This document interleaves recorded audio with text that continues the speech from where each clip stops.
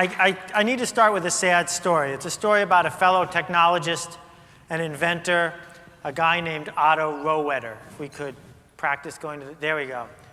Otto Rohwedder in 1913 invented the greatest thing, sliced bread.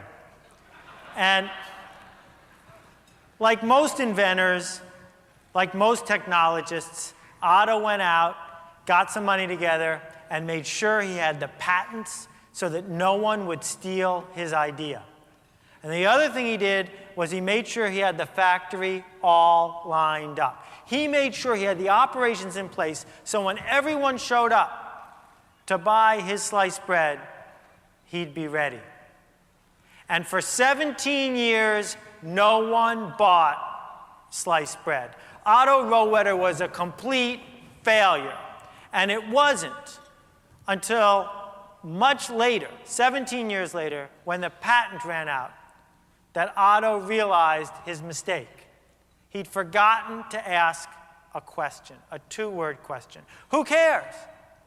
No one was waking up in the middle of the night or in the morning and say, oh, good, I can go downstairs, get some of that sliced bread, and make me some toast. No one wanted sliced bread. No one needed sliced bread. No one had been sold sliced bread.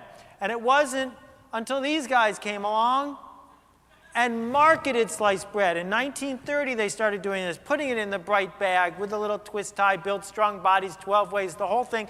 They marketed sliced bread, and people bought it. It became a success. It's only 4 simple words. If your ideas spread, you win. That's the goal. Ideas that spread win. It doesn't matter if you're in the coffee business or whether you're an intellectual. It doesn't matter whether you're in the computer business or the TV business or if you're in the business of running airlines. It doesn't matter. All of these people succeeded in every line of work for one simple reason. They figured out how to get their ideas to spread. And if your ideas spread, that's it. You win. Everything else takes care of itself. And what we are sitting at right now is the end of a 100-year stretch where our culture, our country, has been all about the spread of ideas. That we have optimized for it. We've lined up for it. We've gotten excited about it. We've rewarded people for it. Ideas have never spread faster. They've never spread more fluently than they spread right now, right here. And a big part of that is TV. Not just television, but the TV thinking. And TV thinking is based on 2 words. Pay attention. And when you think about those 2 words, you got to stop for a second. Because there's a lot of meaning there. Attention. Well, I don't know about you, but I only get 17 spare minutes a day. And just because someone comes along and buys an ad for a minute on a TV show doesn't mean I'm going to give them a minute of my hard-earned attention. I don't get that attention back. So the equation's really interesting. Pay attention. You pay the media company, you pay the post office, you pay the phone company, and I have to pay you with my attention. And TV was the greatest example of this ever. But it all is about a simple idea. You can buy attention in our country. If you've got money, you can market yourself by buying attention. That led to what I call the TV industrial complex. A little bit of a takeoff here on the Beltway, but it starts like this. You buy a bunch of ads. Those ads get you more distribution. That distribution helps you sell more stuff. When you sell more stuff, you make a profit. And if you're smart, you buy more ads. My loft, where I work in New York, 7,000 square foot thing, used to be a printing plant. Charles Revson from Revlon did all his printing there. Revlon is a multi-billion-dollar company because of this. In 1947, he bought some TV ads.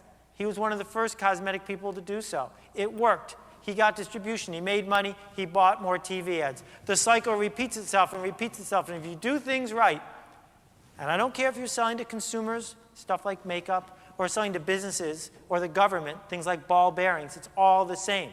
You can interrupt people, get their attention, and make money. All these products succeeded not because they were really super amazing, except maybe Pop-Tarts, but because they were organized to be on television, right? They were organized to be average products for average people that could be advertised like crazy and make a profit in the process. And the bad news that I'm here to give you tonight is this. While we were watching, while you were building your business, while you were making your plans, while your clients were struggling to build what they built, somebody canceled the TV industrial complex. All of a sudden, on our watch, right? On our watch, TV ads don't work, radio ads don't work, magazine ads don't work. All that stuff doesn't work like it used to.